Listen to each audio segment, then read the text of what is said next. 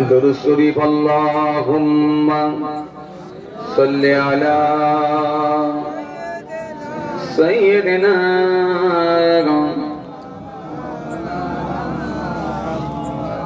व अला आलि सय्यिदिना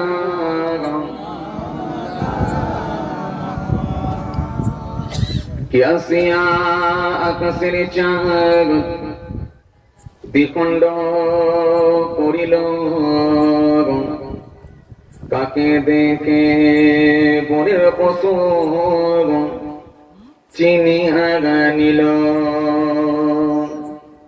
সে যে মোদের নবী কমলে আলা একসাথে পরম মেঘ صل على اللهم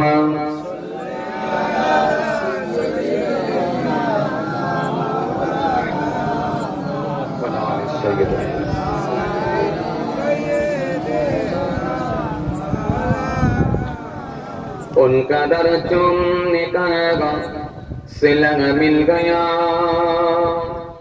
सरोटाया तुझको खुदा मिल गया आसियों का बरग मर्तबा मिल गया हस्र में दामने मुस्तफा मिल गया अल्लाहुम्मा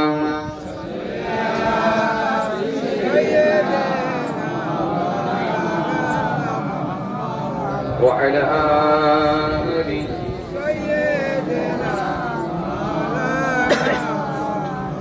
যখন জন্ম তুমি নিয়েছিলে ববে তুমি মাত্র কেঁদেছিলে হেসেছিল সবে এমন জীবন হবে করিতে গঠন মরণে হাসিবে তুমি কাঁদিবে ভবান আল্লাহুম্মা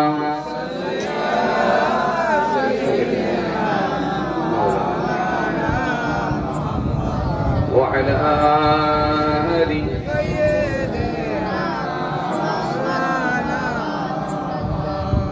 আমি তো জানি না পাবো কি পাবো না আল্লাহ তোমার দেওয়া সেরা জান্নাত আমি তো জানি না পাবো কি পাবো না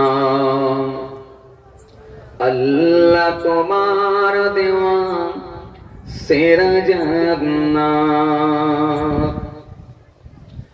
আমি শুধু জানি নরকের অগ্নি সইতে পারবো না কোনদিন রাত আমি তো জানি না পাবো কি পাবো না আল্লাহ তোমার দেওয়া সেরা জান্নাত আল্লাহুম্মা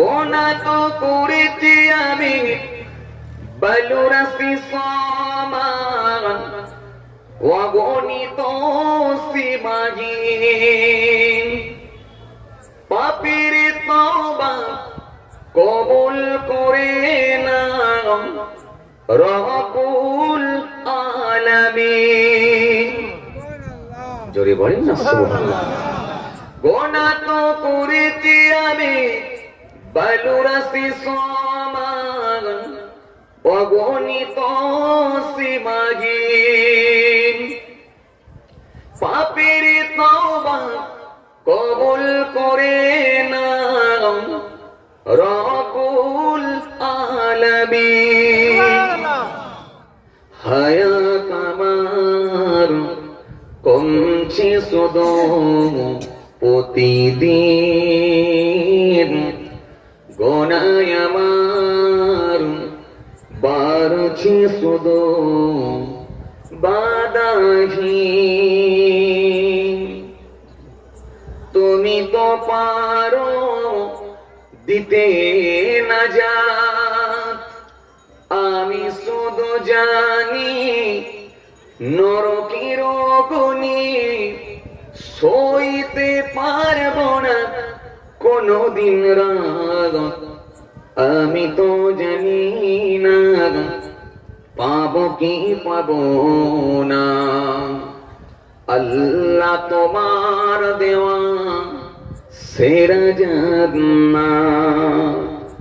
আমি তো জানি না পাবো কি পাবো না, আল্লাহ তোমার দেওয়া সেরা জান্নাত। আল্লাহুম্মা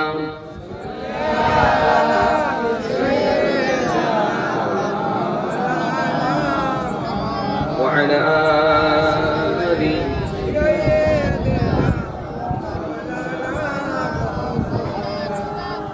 وقال الله تعالى في كلامه المجيد والفرقان الحميد يا أيها الناس اعبدوا ربكم الذي خلقكم والذين من قبلكم لعلكم تتقون.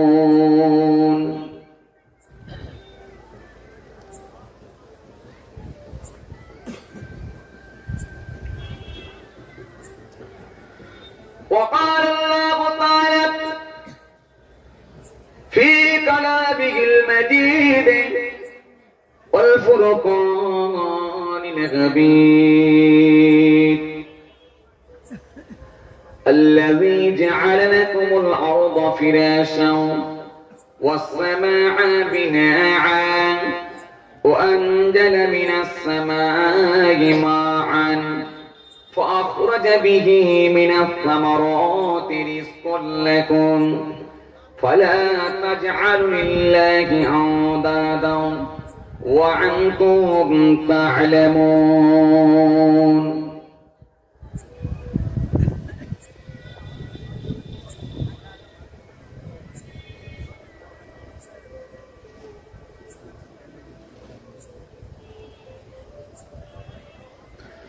وقال النبي صلى الله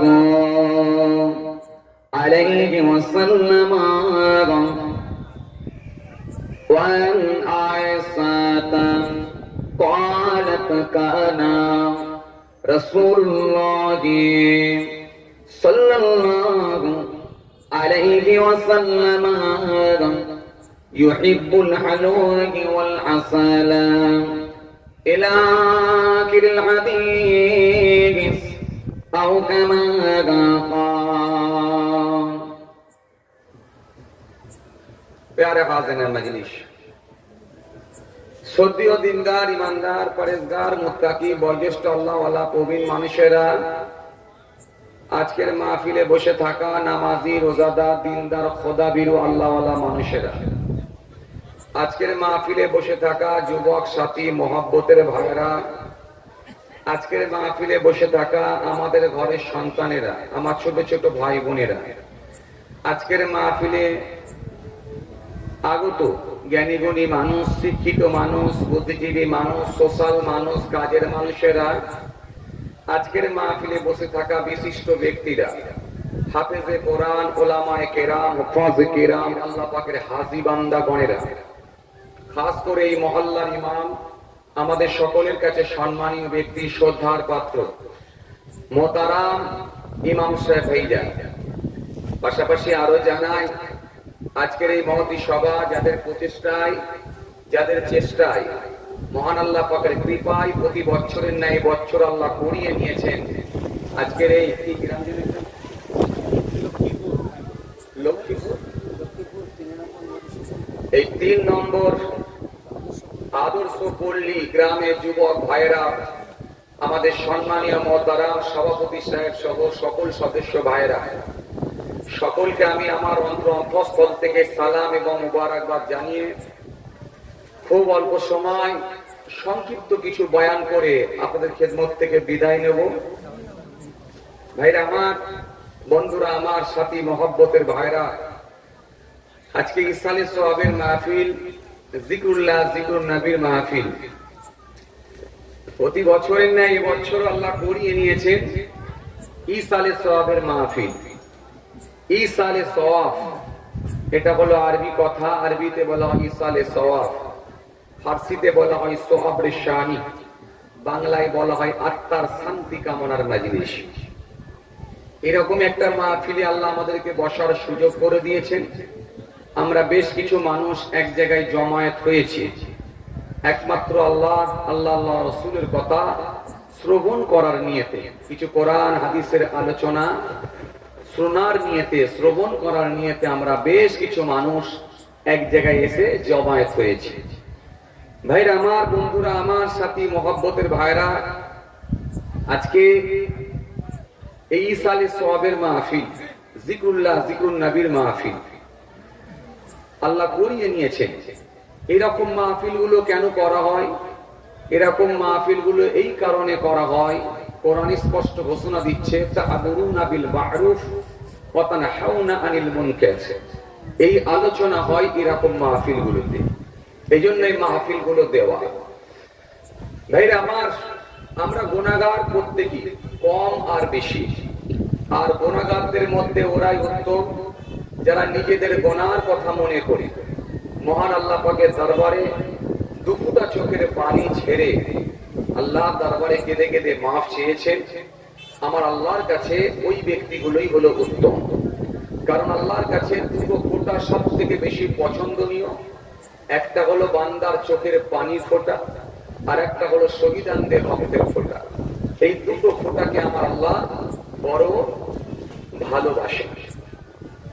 হাদিস পাকের মধ্যে পাওয়া যায়, ভাইরা আমার, রাসূল করিম সাল্লাল্লাহু আলাইহি ওয়াসাল্লামকে জিজ্ঞাসা করা হয়েছিল, হযরত উমামা থেকে বর্ণিত হাদিস, ওয়া আন আবি উমামা আন্না রাজুলান সাআলা রাসূলুল্লাহ সাল্লাল্লাহু আলাইহি ওয়াসাল্লাম মাল ঈমান ক্বালা ইযা সাররাতকা হাসানাতুকা ওয়া সাআতকা সাইয়্যাতুকা ফাআনতা মুমিন। বিশ্বনবীকে জিজ্ঞাসা করা হলো, ইয়া রাসূলুল্লাহ, হাবিবাল্লাহ, হুজুর, মাল ঈমান, ঈমান কি? আল্লাহ নবী ক্বালা ইযা সাররাতকা হাসানাতুকা ওয়া সাআতকা সাইয়্যাতুকা ফাআনতা মুমিন। আল্লাহ নবী বলেন, যখন তুমি কোনো ভালো কাজ করবে, ওই ভালো কাজে তোমার মধ্যে একটা আলাদা অনুভূতি আসবে, মজা আসবে। আর তোমার দ্বারাই যদি কোনো অন্যায় হয়ে যায়, তোমার দ্বারাই যদি কোনো পাপ হয়, তোমার দ্বারা যদি কোনো গুনার কাজ হয়, এটা হওয়ার পরে পরই কিন্তু তুমি ব্যথিত হবে, কষ্ট পাবে, মনের দিক দিয়ে দুঃখ পাবে, মনের দিক দিয়ে ব্যথিত হবে, আল্লাহর কাছে মাফ চাইবে, অনুতপ্ত হবে, আল্লাহর কাছে ফিরে আসবে। এই দুটো লক্ষণ মেলাতে পারলে আমি রাসূল বলছি ফাআনতা মুমিনুন, অতঃপর সে হবে মুমিন। কথা বুঝছেন? তাহলে এখন তো সবাই আমরা বলি মুমিন, কি কথা ঠিক কি না? যে দাঁড়িয়ে পেচ্ছাপ করছে সেও বলছে আমি মুমিন, যে বসে পেচ্ছাপ করছে সেও বলছে মুমিন, যে নামাজ পড়েনি সেও বলছে আমি মুমিন, যে গেঁজার টান দিচ্ছে সেও বলছে আমি মুমিন, আবার যে রোজা রাখছে সে বলছে মুমিন, যে রোজা রাখেনি সে বলছে আমিও মুমিন, আমিও ভালো মানুষ। তাহলে খারাপ মানুষ কাউকে বলার কোনো জায়গা নেই, জায়গা নেই। এখন সবাই ভালো মানুষ, কি কথা ঠিক কি না? কিন্তু ভালো মানুষকে রাসূল বলছেন সে ব্যথিত হবে, কষ্ট পাবে, কষ্ট পাবে যদি তার দ্বারাই কোনো অন্যায় কাজ হয়। আর ভালো কাজ করলে তার মধ্যে একটা অনুভূতি আসবে। এবার আসেন, এখানে আমি বলতে পারি, এমনও কথা বলতে পারি যে 50% লোক হয়তো এসার নামাজ পড়ে এসে বসেছে, আর 50% লোক হয়তো এসার নামাজই পড়ে। কি বাবাজি কথা বলছেন না কেন? হ্যাঁ না কিছু বলেন না? এই হয়েছে, সেই হয়েছে, অমুক হয়েছে, তমুক হয়েছে, অনেক কিছু ব্যাপার। কিন্তু 50% লোক হয়তো দেখা যাচ্ছে নামাজই পড়েনি, রাস্তায় ঘুরে বেড়াচ্ছে। অনেকে আবার এসে বসেছে, তারা হয়তো নামাজ পড়েনি। কথা বুঝতে পারছেন? হ্যাঁ, সুতরাং আপনি নামাজ পড়লেন না, এতে যে বসে বসে ওয়াজ শুনছেন, নামাজ পড়লেন না অথচ রাস্তায় ঘুরে বেড়াচ্ছেন, নামাজ পড়লেন না অথচ দেখা যাচ্ছে চায়ের দোকানে গিয়ে, পাঁপড়ের দোকানে গিয়ে বসে বসে সময় অতিবাহিত করছেন। কিন্তু মনের দিক দিয়ে তো একবারও ব্যতীত হলেন না যেটা আমি অন্যায় করলাম, এটা আমি অন্যায় করলাম। হ্যাঁ, টেনে কান্ডা তো বললেন না, আল্লাহ আমি অন্যায় করে ফেলেছি, এসার নামাজটা পড়িনি, জোহর তো হয়নি, আজকে আসর তো হয়নি, মাগরিব তো হয়নি, এসাটাও হলুনি, আল্লাহ তোমার দরবারে কি মুখ দেখাবো। এই যে ব্যতীত যখন হচ্ছেন না, তখন আপনাকে বুঝতে হবে ভেতরে কতটা ঈমান আছে। আপনাকে আমাকে তো বলতে হবে না কার ভেতরে কতটা ঈমান আছে। শরীয়তের একটা মাপকাঠি আছে। থার্মোমিটার দিয়ে যেমন জ্বর চেক করা যায়, ব্যারোমিটার দিয়ে তেমন আবহাওয়া পরিমাপ করা যায়, রিক্টার স্কেল দিয়ে তেমন ভূমিকম্প পরিমাপ করা যায়। আর কোরআন হাদিস এমন একটা গ্রন্থ, কোরআন আর হাদিস, এটা দিয়ে যখন মেপে নেওয়া হবে তখন আপনার ঈমান কোন জায়গায় আছে, আপনি কোন জায়গায় আছেন, আপনি কতটা ধার্মিক হতে পেরেছেন, সব মেপে নেওয়া যাবে। এটা কাউকে বলতে হবে জি। জলসা রাতে যখন আমরা টুপি পরে ফেলি, পাঞ্জাবি পরে ফেলি, চকচকে পায়জামা পরে ফেলি, তখন যেন মনে সব তো উপর থেকে এসে বসেছি। কথা বলছেন না কেন? হ্যাঁ কিছু বলেন, যেন মনে হচ্ছে সব উপর থেকে এসে বসেছি জি। জুম্মার দিনে যখন মসজিদে গিয়ে ঢুকছি, ওই সর্বনাশ, দেখলে মাথা খারাপ, গোটা মসজিদ ভর্তি, উপরতলা ভর্তি, ভেতরে ভর্তি, বাইরে ভর্তি, সামনে চট বিছিয়ে সেখানে ভর্তি। তখন আত্মীয় যে এসেছে সে এসে বলছে, ও তোমাদের পাড়ায় নামাজি আছে গো। তখন বিআই বলছে, হ্যাঁ বিআই, আমাদের পাড়ায় জুম্মাটা সবাই পড়ে। তখন কথা বলতে বলতে বলতে বলতে বলছে, বিআই তাহলে আপনাদের এখানে সুদখোর কেমন আছে বলেন তো, বাড়িতে বন্ধন ঢুকেছে কেমন? তখন বলছে, বাবা কি বলছেন বিআই, আমাদের এলাকায় 100টা লোকের ভেতরে 80টা ঘর, 100টা ঘরের ভেতরে 80টা ঘরে বন্ধন ঢুকে গেছে। আপনাদের এখানে এরকম হয়নি, এত অন্য জায়গায় হয় বলে বলছি। কথা বলছেন না কেন? হ্যাঁ, তখন বলছে 100টা ঘরের ভেতরে 80টা ঘরে বন্ধন ঢুকে গেছে। তো প্রশ্ন আমার এটাই, যদি জিজ্ঞাসা করা হয় তাহলে বন্ধন করছে কারা, তখন বুক চাপড়ে বলছে আমাদের পাড়ার লোকগুলো করছে, আবার কারা? তখন যদি এবার জিজ্ঞাসা করি তাহলে জুম্মা পড়ছে কারা, তখন বলছে হ্যাঁ আমাদের পাড়ার লোক করছে, আবার কারা? তাহলে আপনাদের পাড়ার লোক জুম্মাও পড়ছে আর আপনাদের পাড়ার লোক বন্ধনও করছে, তার মানে সে কোন জায়গায় আছে বুঝতে পারছে না। কথা বলে না, এটা হ্যাঁ কিছু বলে। তওবা, আমি আপনাদের কাউকে ইন্ডিকেট করে বলিনি, তওবা, আপনাদের সঙ্গে আমার কোনো রাগারাগি নেই। আমি এই কয়েক ঘন্টার মেহমান হয়ে এসেছি, মুসাফির মানুষ, পীরের আওলাদ হিসাবে এসেছি। আমি আপনাদের সঙ্গে কারো আমার রাগারাগি নেই, তওবা। আমি তো জীবনে কোনোদিন এই জায়গায় আসি আর কোনোদিন আসবো নাকি আল্লাহ ভালো জানে। তো সুতরাং আমি তো আপনাদের কাউকে ইন্ডিকেট করে বা কারোর উপর রাগারাগি করে এই জন্য নয়, তওবা। আমি বর্তমান সিচুয়েশনের দিকে লক্ষ্য করে, বর্তমান যে অবস্থা চলছে, যে আজকে আমরা কোন জায়গায়, আজকে আমরা কোন জায়গায়। মসজিদ গুলোকে আমরা সব বড় বড় পাকা বিল্ডিং করছি, মসজিদ গুলোকে সব 2তলা 3তলা করে, আবার এসি মসজিদ, উফ এসি মসজিদ। কিছু মুসল্লি দেখা যাচ্ছে নামাজ পড়ার নাম দিয়ে এই গরমের সময় জি 1.5 ঘন্টা ধরে মসজিদই ঘুমিয়ে রয়ে গেল। কথা বলছেন না কেন? হ্যাঁ, ঘরে যে কি করবো, একটু তসবিহ করি, একটু তসবিহ করতে লাগলো। ইমাম সাহেব মুয়াজ্জিন সাহেব দেখে গেল, লোকটা তো খুব ভালো লোক, উফ বিরাট তসবিহ করছে। মুয়াজ্জিন সাহেব, ইমাম সাহেব, মুসল্লি যখন বাইরে চলে গেল, 4টে লোক ছিল, ওরা লম্বা হয়ে শুয়ে পড়ল, ফুল এসি চলছে। ঘরে কিভাবে কামাই, গরম পাকা। কথা যেখানে তাপমাত্রা হয়ে গেছে একেবারে 43 ডিগ্রি 44 ডিগ্রি করে তাপমাত্রা, প্রচন্ড গরম, এই রৌদ্রের তাপ, প্রখর রৌদ্রের তাপ, একেবারে ঘেমে যাচ্ছি, দাঁড়ালে ঘেমে যাচ্ছি, তার থেকে মসজিদে একটু আরাম করে শুয়ে পড়ি। এখন নামাজি বুঝতে পারছে, নামাজি বুঝতে পারছে। জলসায় গেছি, গর্ব করে বলছে, হুজুর হুজুর হুজুর দোয়া করবেন, আগের কেসি আর পারেনি, এই আমি আসার পরে মসজিদের উন্নতি হয়েছে। কি উন্নতি হয়েছে? 13 লক্ষ টাকা খরচা করেছি হুজুর। হ্যাঁ, একেবারে মসজিদ 2তলা করে ফেলেছি, রং করে ফেলেছি। এখনো পর্যন্ত 2.5 লাখ টাকা খালি মসজিদের জন্য টাকা ব্যাংকে ভরে রেখে দিয়েছি, ব্যাংক ব্যালেন্স আছে খালি 2.5 লক্ষ টাকা। হুজুর দোয়া করবেন, দোয়া করবেন, হুজুর দোয়া করবেন। এই আমার কোনো ক্ষমতা নাই, আপনাদের দোয়া।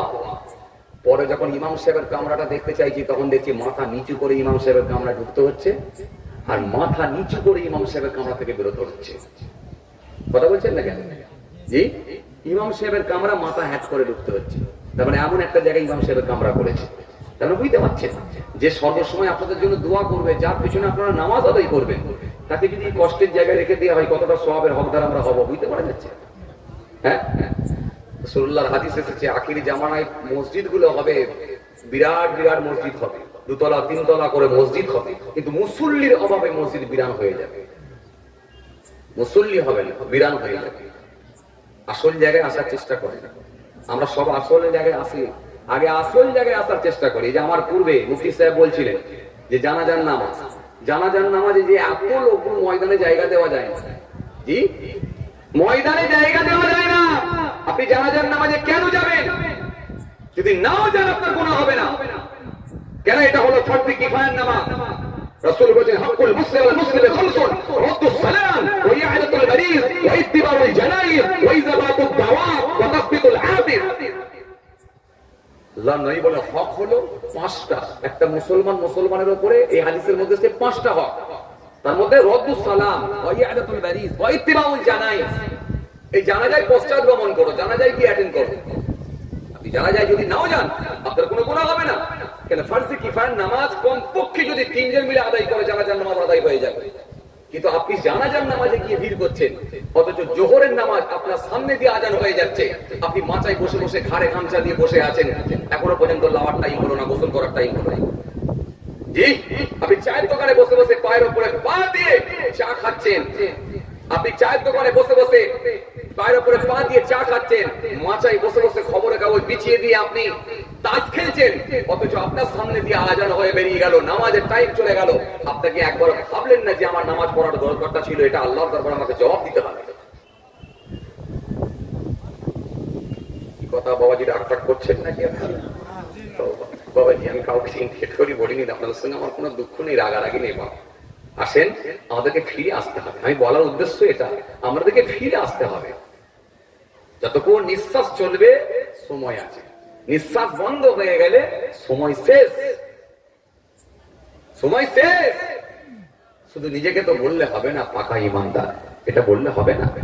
সুফিয়ান সাকাফি থেকে বর্ণিত হাদিস, জি কুল্লি ফিল ইসলামে কাওলান লা আসআলু আনহু আহাদান বা'দাক।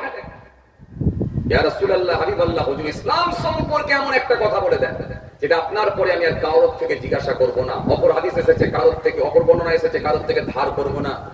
নবী বলেছেন বলো কুল আমানতু বিল্লাহ সুম্মা ইসতাকিম, বলো আমি আল্লাহর উপর ঈমান আনয়ন করছি, ঈমান আনছি, সুম্মা ইসতাকিম, তার উপরে তুমি অবিচল থাকো, তার উপরে তুমি দাঁড়িয়ে থাকো মৃত্যু পর্যন্ত, তার উপরে অবিচল থাকো। তাহলে ঈমান এনে আর ঈমানকে মৃত্যু পর্যন্ত বাঁচিয়ে রাখা, এটা খুব চাপের ব্যাপার বাবাজি, খুব কঠিন ব্যাপার। এত সহজ নয়, যতটা আমরা সহজ মনে করছি ততটা সহজ নয়। আসেন, ভুল বুঝবেন না, রাগ করবেন না, আসেন, ঈমানকে বাঁচিয়ে রাখতে হবে। ঈমান কি? ঈমান কি? লা ইলাহা ইল্লাল্লাহ মুহাম্মাদুর রাসূলুল্লাহ সাল্লাল্লাহু আলাইহি সাল্লাম, এটা বলে ফেললেন মানে কি আপনি পাকা ঈমানদার হয়ে গেলেন? আমি পাকা ঈমানদার হয়ে গেলাম? না না। কেন? এটা আপনিও বলছেন, আমিও বলছি, উনিও বলছে, তিনিও বলছে।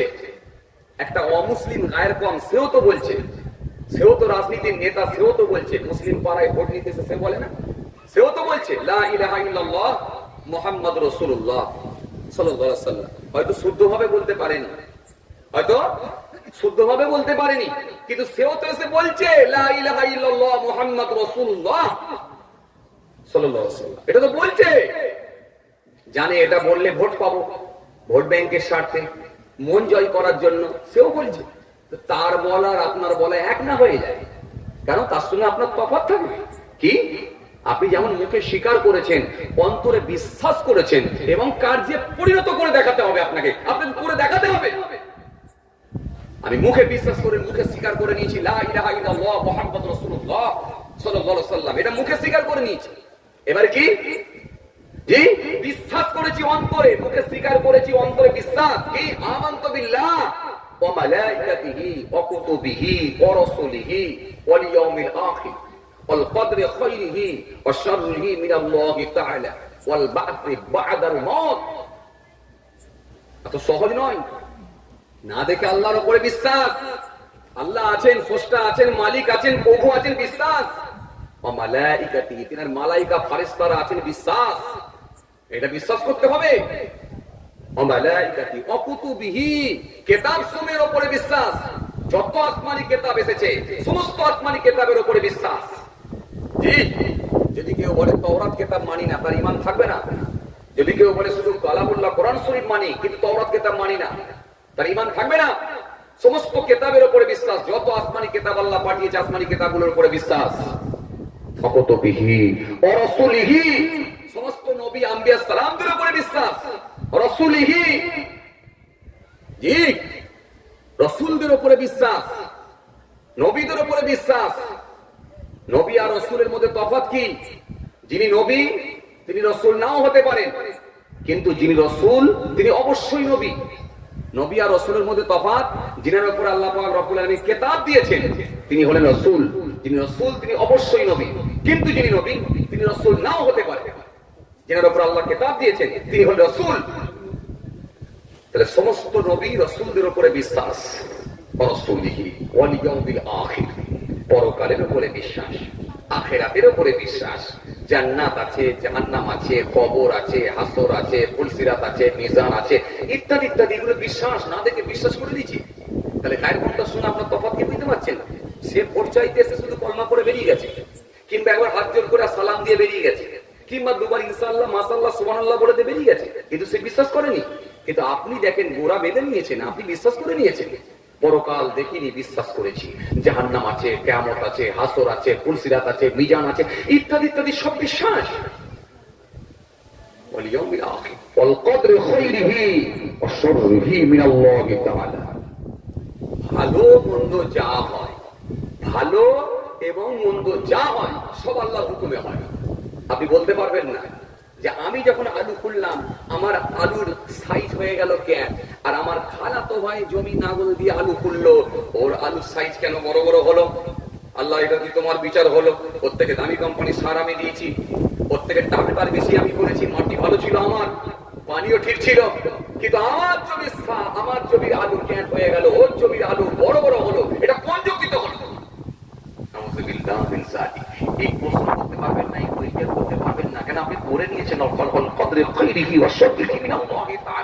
তকদিরে ভালো মন্দ যা হয় সব আল্লাহর হুকুমে হয়, এটা বিশ্বাস করে নিয়েছে। হতেই পারে আল্লাহ আপনাকে এটা পরীক্ষা নিচ্ছে, হতেই পারে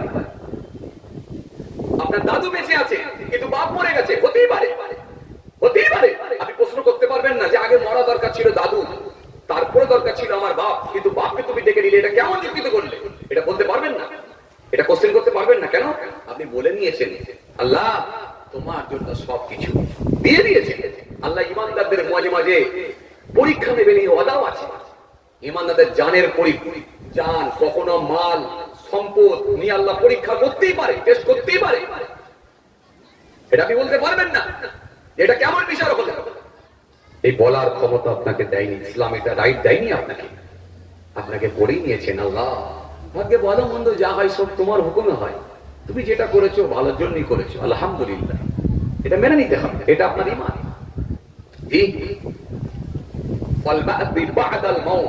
মৃত্যুর পরে ফের আল্লাহ রাব্বুল আলামিন জিন্দা করবেন, জীবিত হব আমরা সব, ফের উঠে দাঁড়াবো, এর উপরে বিশ্বাস।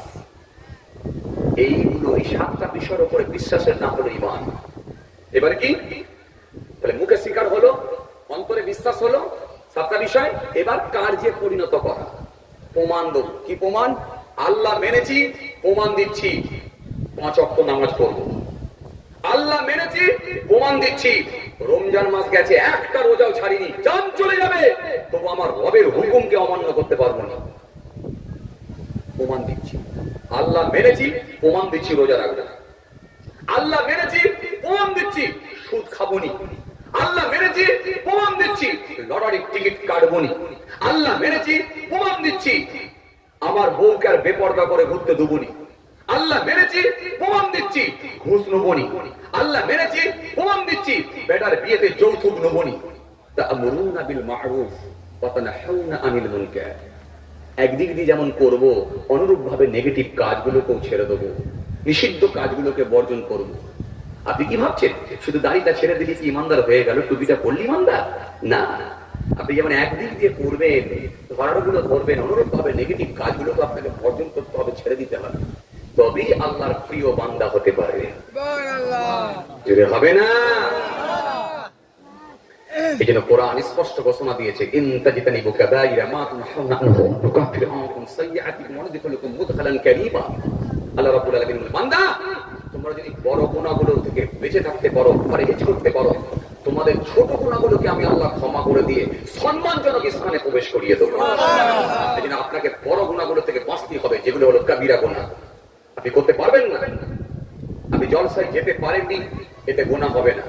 টাকা দিতে পারেননি, গুনাহ হবে না, আলাদা কথা, গুনাহ হবে না। কিন্তু আপনি সুদ খাবেন, গুনাহ হবে না এটা নয়। আপনাকে যে ছাড়তে হবে সুদ, যেটা আল্লাহ ডাইরেক্ট যেখানে বলেছেন, যেখানে আল্লাহ নিষেধ করেছেন, হারাম থেকে বাঁচতে বলেছেন। ইয়া আইয়ুহাল্লাযীনা আমানু লা তুহারিমু তাইয়্যিবাত মা আহারাল্লাহু লাকুম ওয়া লা তা'তাদু ইন্নাল্লাহা ইউহিব্বুল মু'তাদিন। পালাবার কোনো জায়গা নেই, লুকাবার কোনো জায়গা নেই। আপনি যেখানে যান, আপনি বাঁধা, আমি বাঁধা। আপনি কোথায় যাবেন? কোথায় যাবেন? গোটা পৃথিবী আমার মালিকের, সবকিছু আমার মালিকের, আমার প্রভু, সবকিছু তিনার। আপনি কিন্তু তিনার আয়ত্তের বাইরে যেতে পারবেন না, আমি তিনার আয়ত্তের বাইরে যেতে পারবো না। এই জন্য আল্লাহ বলেছে, সীমা লঙ্ঘন করবে না। সীমা লঙ্ঘন করলে কিন্তু আমি আল্লাহ তোমাদেরকে ছাড়বো না। আসেন, ভালোবেসে নিয়েছেন, হক কথা বলে যাচ্ছি। আসেন, যদি আমরা এইভাবে মেনে নিতে পারি, তবে কিন্তু আমাদের উপকারে আসবে। এত সহজ নয় বাবা, এত সহজ নয়।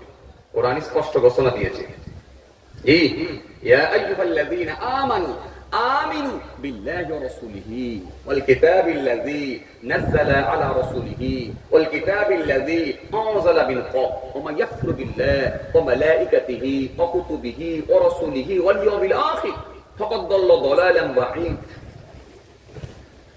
খুব চাপ, খুব চাপ।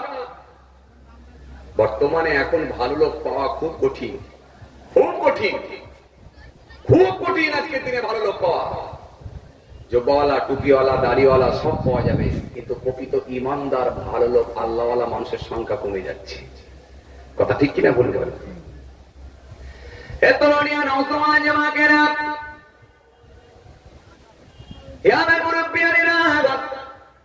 বাবারা শুনে রেখে দিন, বাবারা জেনে রেখে দিন, বাবা যে কথা আপনাদের বুঝে বলতে বলতে চলে এলাম।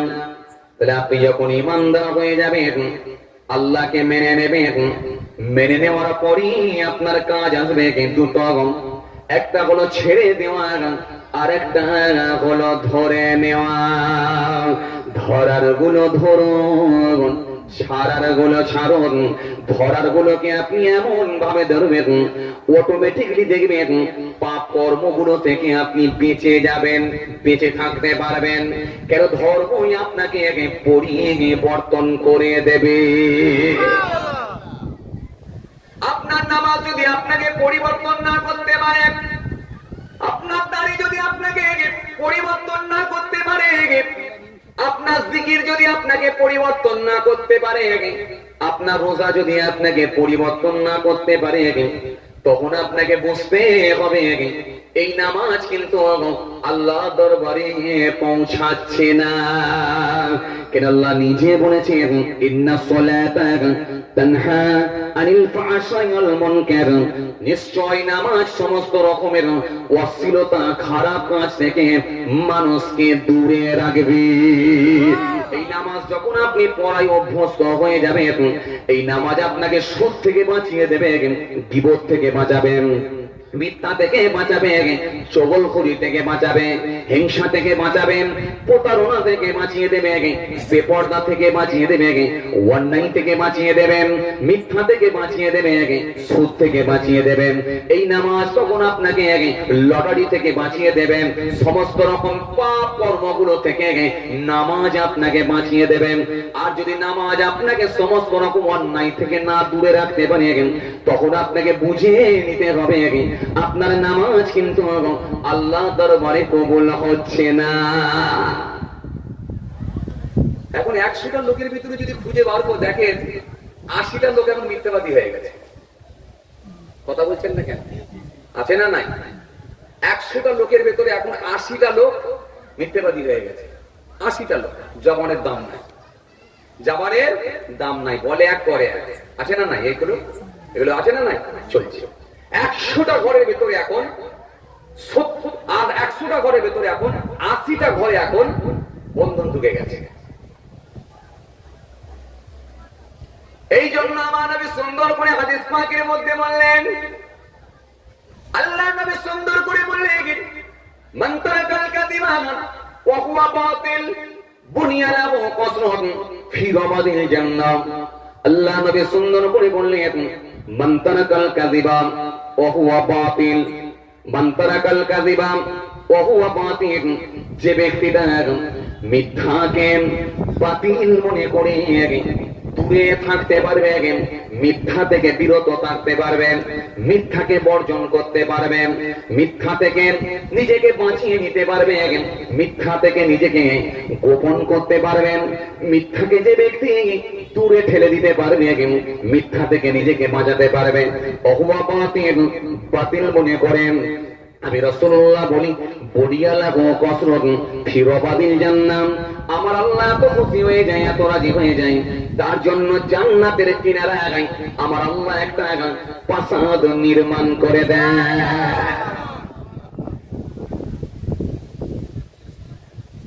গরুহাটে গিয়ে মিথ্যা বলছে, কথা বলছেন না কেন? জমি বিক্রেতা দালালি করতে গিয়ে, কথা বলেন, দালালি করতে গিয়ে একটা জমিকে 3 বার করে বিক্রি করে দিচ্ছে, আছে না নাই? আছে না নাই?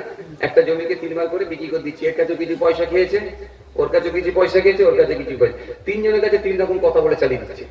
এর লোক আছে না নাই? আছে জি। সব জায়গায় এখন চলছে মিথ্যা, মিথ্যা, সব জায়গায় এখন মিথ্যা। যে ভাইরা আমার, বন্ধুরা আমার, সাথী মহব্বতের ভাইরা, একটা সবজি বিক্রেতা, সে সবজি বিক্রি করতে গেছে, সবজি বিক্রি করতে গিয়ে সবজি বিক্রি করতে গেছে, সেখানে দেখেন 3 দিন আগেকারের পটলগুলোকে বিছিয়ে রেখেছে, কথা বলেন, 3 দিন আগেকারের পটলগুলোকে বিছিয়ে রেখেছে, আর খালি পানি ঝাপটা মারছে, পানি ঝাপটা মারছে। আর পুরো কাস্টমার যখন এসেছে, কি গো পটল ভালো হবে তো, এই তো ব্যাগ থেকে ঢাললো, কত বলেন লোক আছে না যায়, এই তো ব্যাগ থেকে ঢাললো, অথচ 3 দিন আগেকারের মাল। পুরো কাস্টমার দেখেছে 3 দিন আগেকারের মালটাকে বলছে এই ঢালবে, চালিয়ে দিয়েছে।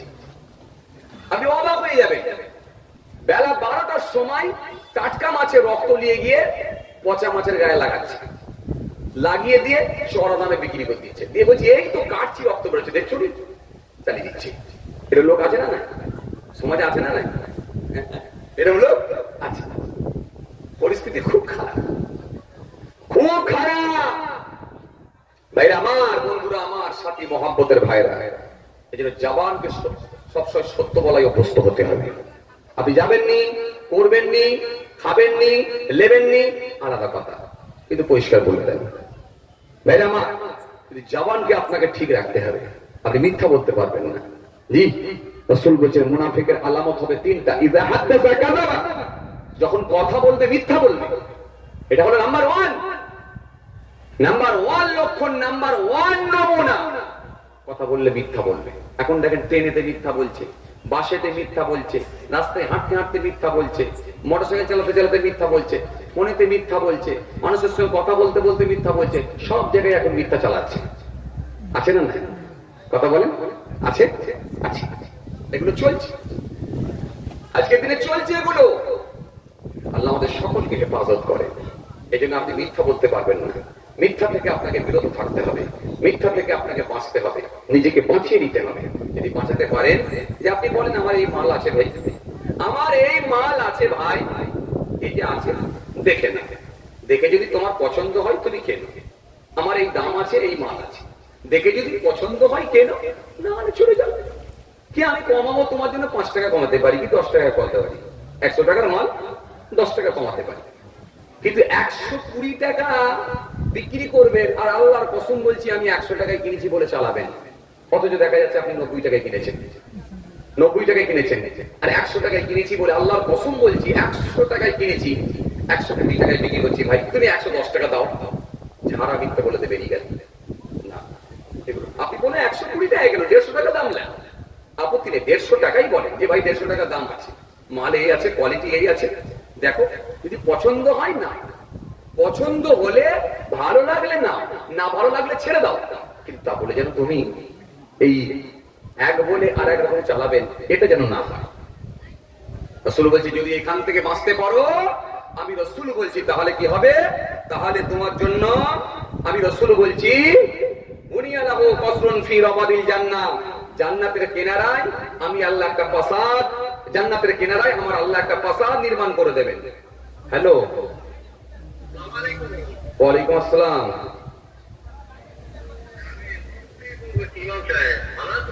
জি আলহামদুলিল্লাহ ভালো আছি। আমি এখন জলসা করছি, এখান থেকে নেমে আমি ফোন করছি আপনাকে। হ্যাঁ যাবো ইনশাল্লাহ, যাবো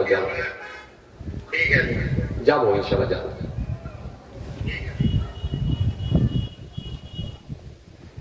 ভাইরা আমার, বন্ধুরা আমার, সাথী মহব্বতের ভাইরা, যে কথা বুঝাতে চাইছিলাম, তাহলে আমাদের অনেক ঘাত প্রতিঘাতের মধ্য দিয়ে আমাদেরকে চলতে হবে, কিন্তু কথা হিসাব রাখতে। আপনি মিথ্যা বলতে পারবেন না, আপনি মিথ্যা বলতে পারবেন না। সামান্য কিছু পয়সার জন্য আপনি অবাক হয়ে যাবেন। জি, এটা হার্ডওয়ার্সের দোকানে বালি কিনতে গেছেন, মোটা বালি দেখাচ্ছে, মোটা বালি দেখিয়ে পয়সা নিয়ে নিল, আর যখন পড়ে গেল পাতলা বালি, সরু বালি পড়ে গেল। জিজ্ঞাসা করলেন ফোন করে, ভাই এটা কি হলো, তুমি তো মোটা বালি দেখালে আর এটা সরু বালি পড়লো কেন? ওহ, আমি তো ট্রাক্টরওয়ালাকে বলে দিয়েছিলাম, এরি যা অন্য গোলা থেকে মাল নিয়ে চলে এসছে গো। আচ্ছা যাক যাক, চিন্তা করতে হবে না, আমি যখন তুমি দোকানে আসবে একটা অ্যাডজাস্ট করে নেবো। 6,500 টাকা দিয়ে মাল কিনলেন, পরের দোকানে গেলেন, ভাই সেদিনে যে পাতলা বালি পড়েছিল, আচ্ছা ঠিক আছে 500 টাকা বাদ দাও না। 500 টাকা বাদ দিলেন, কিন্তু বালিটার দাম কত? 4,000 টাকা। কেন? পাতলা বালি। চলছে, সব চলছে। এগুলো থেকে বাঁচতে হবে। আপনি মুসলমান বলে দাবি করেছেন, জলসা শুনছেন, ওয়াজের মাহফিলে গিয়ে বসছেন, দাড়ি রেখেছেন, টুপি পরেছেন, আপনাকে বাঁচতে হবে এগুলো থেকে। ওটা করে মিথ্যা বলবেন না। একান্ত যদি বলতে হয়, তাও আপনাকে একটা পেঁচিয়ে বলতে হয়। পেঁচিয়ে বোঝেন? স্টিয়ারিং ঘুরিয়ে, স্টিয়ারিং ঘোরানো বোঝেন? আমি আপনাকে একটা বুঝি, ভালো করে বোঝেন, আপনি তাহলে ভালো বুঝতে পারবেন, ক্লিয়ার হবে। জগৎ বিখ্যাত ইমাম আবু হানিফা রাহমাতুল্লাহ আলাইহির নাম শুনেছেন? নোমান বিন সাবিত ইমাম আবু হানিফা রাহমাতুল্লাহ আলাইহির নাম শুনেছেন না? শুনেছেন। জি, এশিয়া মহাদেশে গোটাটাই জ্ঞান মাসলা চলে কম বেশি। যিনি একজন জগৎ বিখ্যাত ইমাম, সারা পৃথিবীতে কোন তেনার মাসলা কম বেশি চলে, এশিয়া মহাদেশে গোটাটাই তেনার মাসলা চলে। এই ইমামে আবু হানিফা রাহমাতুল্লাহ আলাইহি হুজুরকে একদিন তৎকালীন সময় বাদশা অ্যারেস্ট করার জন্য পুলিশ পাঠিয়েছে, পুলিশ প্রশাসন, পুলিশ পাঠিয়েছে হুজুরকে অ্যারেস্ট করবে। হুজুরকে অ্যারেস্ট করবার জন্য পুলিশ পাঠিয়েছে।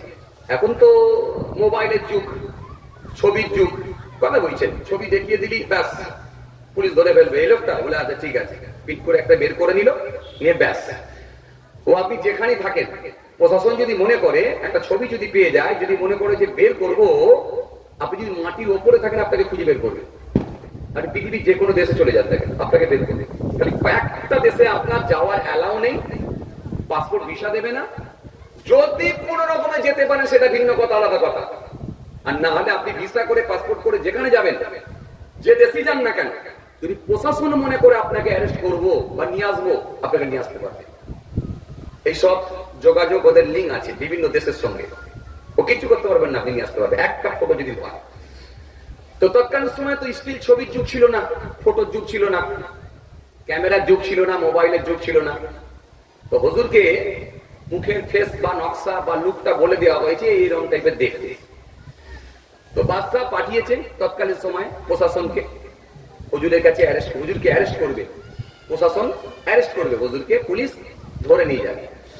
তো পুলিশ যখন এসেছে, তৎকালীন সময়ের কথা বলছি, তো পুলিশ যখন এসেছে হুজুরকে অ্যারেস্ট করার জন্য, এখন পুলিশ এসে হুজুরকে দেখে আর ঠিক চিনতে পারছে না, কথা বলছেন, একটু কনফিউজের মধ্যে পড়ে যাচ্ছে, আসলে ইনি না অন্য কেউ, ইনি না অন্য কেউ, আসলে ইনি না অন্য কেউ, একটু কনফিউজের মধ্যে পড়ে যাচ্ছে। তো লাস্টে হুজুরকে জিজ্ঞাসা করছে, আচ্ছা আবু হানিফা কোথায় আছে একটু বলতে পারবেন? হুজুর একটু চিন্তা করে দেখবে, সর্বনাশ করেছে, এ তো বাদশা পাঠিয়েছে পুলিশ, আমাকেই ধরার জন্য পাঠিয়েছে। এখন আমি যদি বলে দিই আমি আবু হানিফা, তাহলে কি হবে? ধরা পড়ে যাবে, নিয়ে যাবে। আর যদি বলি যে আমি আবু হানিফা নয়, তাহলে কি হবে? মিথ্যে বলা হবে। কি করি? জগৎ বিখ্যাত ইমাম, যার মাসলা গোটা পৃথিবীতে কম বেশি চলে, তিনি তার মিথ্যা বলতে পারে না? কি হবে?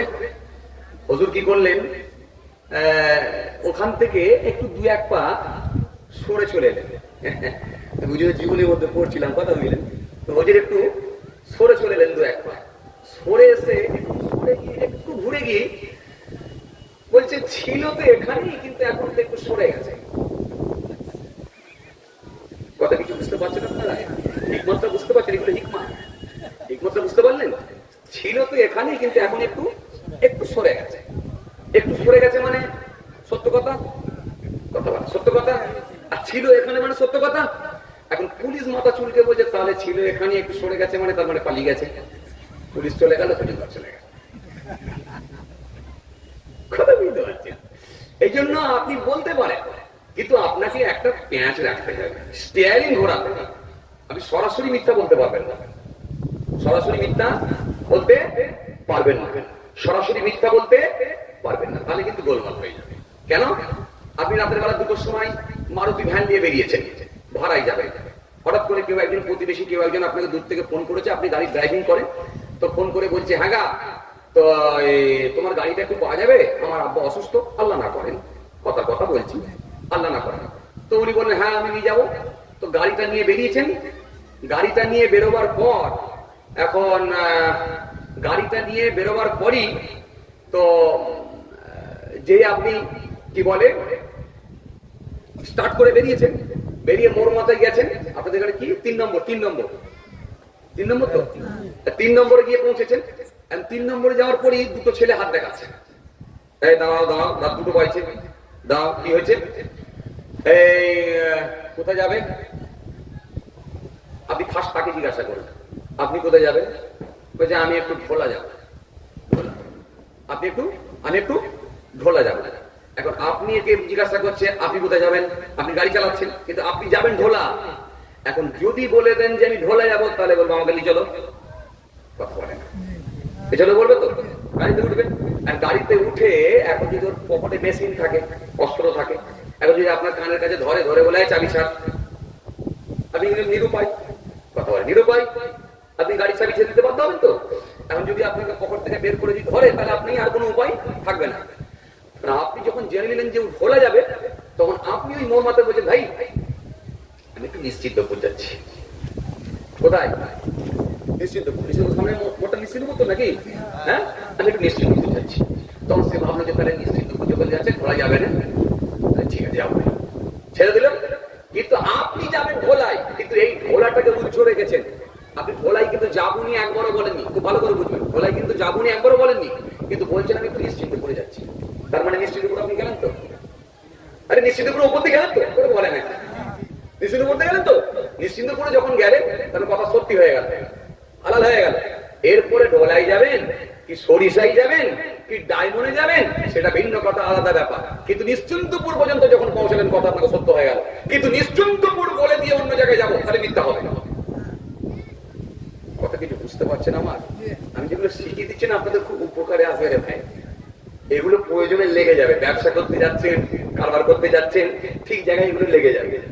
আপনাকে ফোন করছে, ডাকছে, বন্ধু ডাকছে, বা কেউ একজন ডাকছে, আপনি মনে মনে ভাবছেন যে এই সময়টা গেলে কিন্তু অসুবিধা আছে। আপনি বুঝতে পেরেছেন এই সময়টা গেলে কিন্তু অসুবিধা আছে। যখন দেখলেন এই সময়টা গেলে অসুবিধা আছে, তখন আপনি কি করলেন? ভাত খেতে বসে পড়লেন, বা কোনো একটা কাজ নিয়ে বসে পড়লেন, বসে যখন ফোন করছে, ভাই আমি এখন যেতে পারবো নি, আমি একটু কাজ করছি, কি আমি একটু ওই ভাই আমি একটু ভাত খাচ্ছি, এই এখন যেতে পারবো নি ভাই, ভাত খাচ্ছি, বিরক্ত বলছিনি ভাই, পরে দেখা করবো, আমি ভাত খাচ্ছি। কিন্তু ভাত খেতে হবে, কথা বুঝলেন না? তাহলে ভাত যখন খাচ্ছেন, সত্য হয়ে গেল কথা। কিন্তু আপনি এটা হিকমা আপনি কাজে লাগালেন, যে এই সময়টা গেলে, তার কাছে গেলে আমি ঝামেলায় পড়ে যেতে পারি, আটকে যেতে পারি, সমস্যা হতে পারে। কিন্তু এই সময়টা না, আমি অন্য সময় যাবো, পরে দেখা যাবে, কিন্তু আমি আর ভাত খাই, ভাত খাচ্ছি বলে দিলে ভাত খাচ্ছে, কথা শুনতে। আর যদি বলেন তাহলে কি আপনি কথা বললে মিথ্যা, কথা বললে কি হবে? কথা বললে মিথ্যা বলবে। এটা হলো প্রথম আলামত, প্রথম আলামত, এটা হলো প্রথম লক্ষণ, প্রথম লক্ষণ। এত রানিয়া নওজওয়ান জওয়াকেরা ইয়া ভাই মুরব্বিয়ানেরা বাবারা শুনে কে দিন বাবারা জিনে কে দিন বাবা। এরপরে আপনাদের আমি কি বলছিলাম,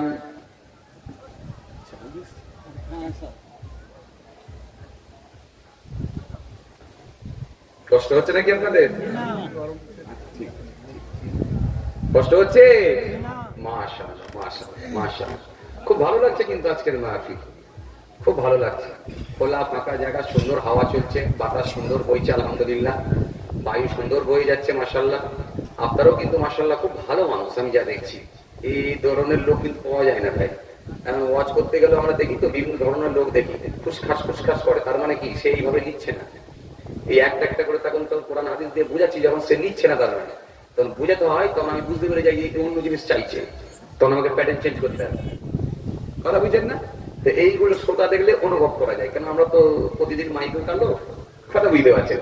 কিন্তু এখানকার শ্রোতা আলহামদুলিল্লাহ খুব ভালো মাশাআল্লাহ, কারোর চোখে ঘুম নেই, যতক্ষণ বসে আছেন একবারে চাতক পাখির নেই মাশাআল্লাহ, খুব ভালো লাগছে। সাহাবায়ে কেরামরা ঠিক এইভাবেই ওয়াজ শুনতেন, আমার রাসূলুল্লাহর মুখের দিকে তাকিয়ে থাকতেন।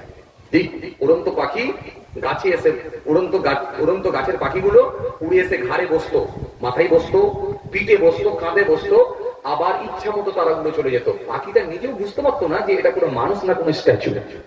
তারা মনে মনে ভাবতো পিলারে এসে বসছি, খুঁটিতে এসে বসছি, বসে আবার ইচ্ছা মতো উড়ে চলে যেত। জি, কিন্তু সাহাবায়ে কেরামরা এত মন লাগিয়ে, এত মনোযোগ দিয়ে, এত ধ্যান দিয়ে শ্রবণ করতেন, রাসূলুল্লাহর কথাগুলো এমন ভাবে শুনতেন যাতে করে তিনি আর ভুলতেন না। আচ্ছা চলেন, এরপরে আমি যে লম্বা হাদিসটা বলতে বলতে চলে এসেছিলাম, দ্বিতীয় নম্বরে আমার নবী কি বললেন, সুন্দর করে আল্লাহ নবী কি বললেন হাদিস পাকের মধ্যে পাওয়া যায়।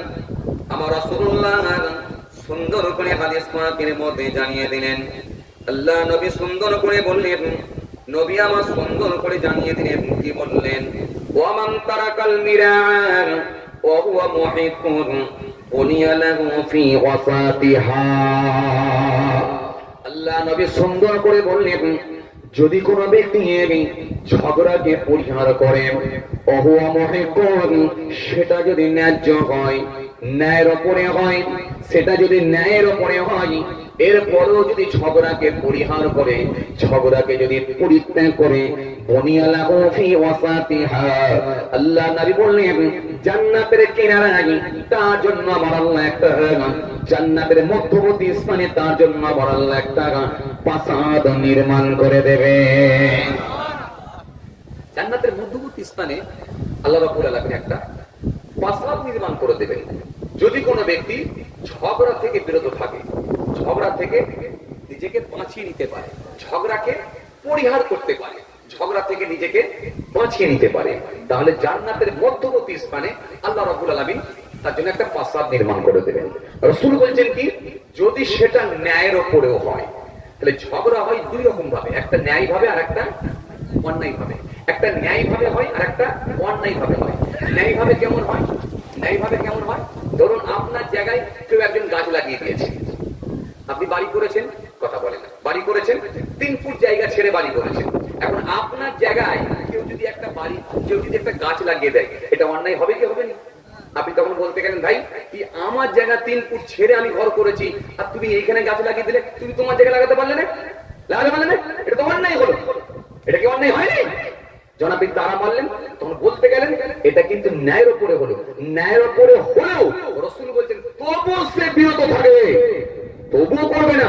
বুনিয়া লাহু ফি ওয়াসাতিহা, জান্নাতের মধ্যবর্তী স্থানে আল্লাহ রাব্বুল আলামিন তার জন্য একটা প্রাসাদ নির্মাণ করে দেবে।